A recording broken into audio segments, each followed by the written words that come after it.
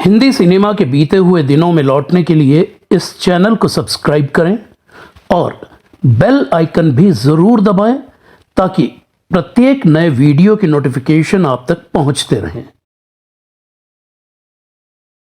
नमस्कार, मैं शिशिर कृष्ण शर्मा बीते हुए दिन में आपका स्वागत करता हूं। आज बात सैयद इश्तियाक अहमद जाफरी की, वो कलाकार जिन्होंने अपना करियर बतौर चाइल्ड आर्टिस्ट मास्टर मुन्ना के नाम से शुरू किया।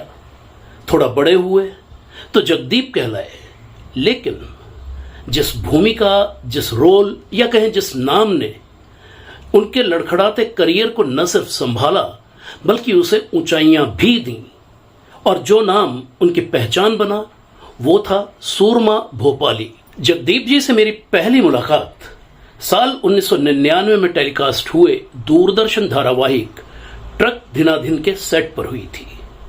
इस शो के निर्माता थे स्वर्गीय प्रमोद महाजन के बेटे राहुल महाजन और निर्देशक थे फिल्म स्वदेश के लिए नेशनल अवार्ड से सम्मानित और फिल्म और विज्ञापन जगत के मशहूर सिनेमेटोग्राफर महेश आने। इस शो के एग्जीक्यूटिव प्रोड्यूसर थे जाने माने पोस्टर कलेक्टर और पुस्तक बॉलीवुड इन पोस्टर्स के लेखक SMM ओसजा, जो आज बीते हुए दिन का अभिन्न अंग है। ट्रक धीनाधीन एक एपिसोडिक शो था जिसमें जगदीप और उनके बेटे जावेद जाफरी मामा भांजे की ट्रक ड्राइवरों की जोड़ी के रूप में नजर आए थे। मुझे इसके अलग अलग एपिसोड्स में कई अहम किरदार निभाने को मिले थे। ट्रक धीनाधीन के बंद होने के बाद भी जगदीप जी से कभी कभार मेरी मुलाकात होती रही, और फिर एक रोज मुझे सहारा समय के अपने कॉलम क्या भूलूं क्या याद करूं के लिए बांद्रा पश्चिम के उनके घर पर उनका इंटरव्यू करने का मौका मिला। जगदीप यानी सैयद इश्तियाक अहमद जाफरी का जन्म 29 मार्च साल 1939 को मध्य प्रदेश के दतिया में हुआ था। उनके पिता एक जाने माने बैरिस्टर थे। जगदीप महज 8 साल के थे जब पिता का निधन हुआ और उन्हीं दिनों देश का बंटवारा भी हो गया। जगदीप के परिवार के ज्यादातर लोग पाकिस्तान चले गए और मां उन्हें साथ लेकर मुंबई चली आई, जहां जगदीप के बड़े भाई रहते थे, लेकिन भाई ने उन दोनों को पनाह देने से साफ इनकार कर दिया। जगदीप जी कहते थे, ऐसे हालात में मुझे साथ लेकर मां को मजबूरन जे अस्पताल के सामने फुटपाथ पर डेरा डालना पड़ा। वो चाहती थी कि मैं अपना पूरा ध्यान पढ़ाई लिखाई में लगाऊं। पेट पालने के लिए मां को लोगों के घरों में, यतीम खाने में पानी भरना पड़ा, खाना पकाना पड़ा। जगदीप जी मां का सहारा बनना चाहते थे। उन्होंने पढ़ाई लिखाई छोड़ दी। पैसा कमाने के लिए उन्होंने कारखाने में नौकरी की, पतंगे बनाई, फुटपाथ पर साबुन और कंघे बेचे। एक रोज फिल्मों का एक एक्स्ट्रा सप्लायर फुटपाथ के सभी बच्चों को अपने साथ शूटिंग पर लेकर गया। जगदीप जी भी 3 रुपए रोज के मेहनताने के लालच में उस भीड़ में शामिल हो गए। वो फिल्म थी BR चोपड़ा की अफसाना। उन सभी बच्चों को फिल्म के एक सीन में नाटक देख रही भीड़ में बैठा दिया गया। उस नाटक में बेबी तबस्सुम और मास्टर रतन कुमार के अलावा दरबान बना एक बच्चा भी शामिल था जो ठीक से डायलॉग नहीं बोल पा रहा था। जगदीप जी बताते हैं, फिल्म के असिस्टेंट डायरेक्टर यश चोपड़ा के कहने पर वो डायलॉग मैंने बोला जो सबको बहुत पसंद आया। हालांकि मैं डायलॉग बोलने को सिर्फ इसलिए तैयार हुआ क्योंकि मुझे पता चला था कि डायलॉग बोलने के 3 के बजाय 6 रुपए मिलेंगे। लोगों में मास्टर मुन्ना की चर्चा हुई और जगदीप जी को उसी दिन 3-4 और फिल्में मिल गईं। अफसाना साल 1951 में रिलीज हुई थी, जिसके बाद जगदीप यानी मास्टर मुन्ना ने आराम, काले बादल, मुरलीवाला, आसमान और आर पार जैसी करीब 20 फिल्मों में बतौर चाइल्ड आर्टिस्ट छोटे छोटे रोल्स किए। फिल्म आर पार का सुपरहिट गीत कभी आर कभी पार लागा तीरे नजर शुरू में जगदीप पर ही फिल्माया गया था, लेकिन सेंसर बोर्ड को इस गीत का एक नाबालिग लड़के पर फिल्माया जाना अश्लील महसूस हुआ, इसलिए इस गीत को फिल्म से हटाने के आदेश दे दिए गए। फिल्म चूंकि रिलीज पर थी, इसलिए इस गीत को कुमकुम पर रीशूट किया गया। हालांकि इस गीत में कुछ शॉट्स जगदीप के भी रखे गए। जगदीप जी को बड़ा ब्रेक साल 1954 की रंजीत मूवी टोन की फिल्म धोबी डॉक्टर में मिला था। इस फिल्म में उन्होंने हीरो किशोर कुमार के बचपन का रोल किया था। ये रोल छोटी छोटी बातों पर रो पड़ने वाले एक बेहद भावुक बच्चे का था। जगदीप जी ने इसी फिल्म में अपना नाम मास्टर मुन्ना से बदलकर जगदीप रखा था। इस फिल्म के रशस देखकर बिमल रॉय ने साल 1953 की अपनी फिल्म 2 बीघा जमीन में ये कहते हुए जगदीप को एक कॉमेडी रोल दिया कि जो कलाकार दर्शकों को रुला सकता है वो उन्हें उतना ही हंसा भी सकता है। बिमल रॉय की ये बात बिल्कुल सही साबित हुई। फिल्म 2 बीघा जमीन में जगदीप का वो किरदार लल्लू उस्ताद इतना हिट हुआ कि रूस के उनके प्रशंसक बच्चों ने उनके लिए खासतौर से एक लाल स्कार्फ तोहफे के तौर पर ख्वाजा अहमद अब्बास के हाथ भेजा था।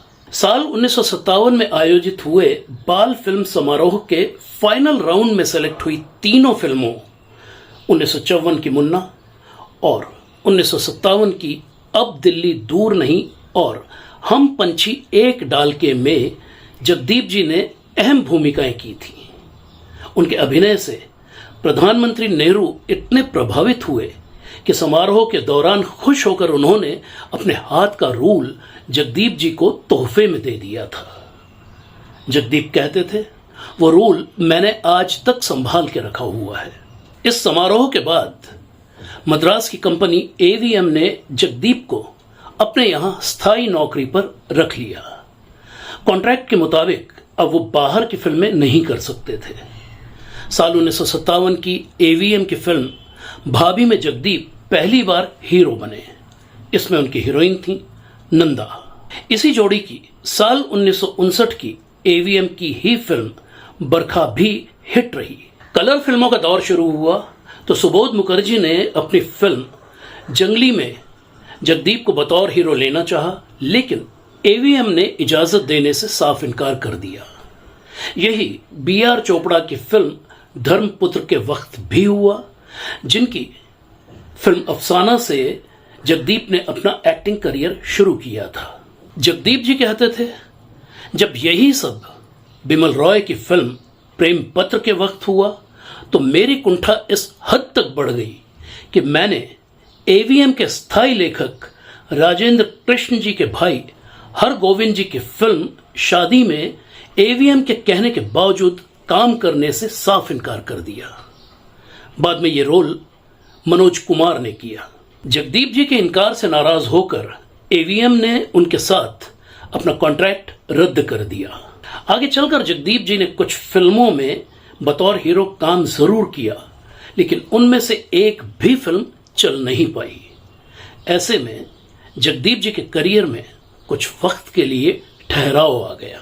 साल 1968 की फिल्म ब्रह्मचारी में जगदीप जी ने एक बार फिर से कॉमेडी में हाथ आजमाने की कोशिश की और उनकी ये कोशिश बेहद कामयाब रही।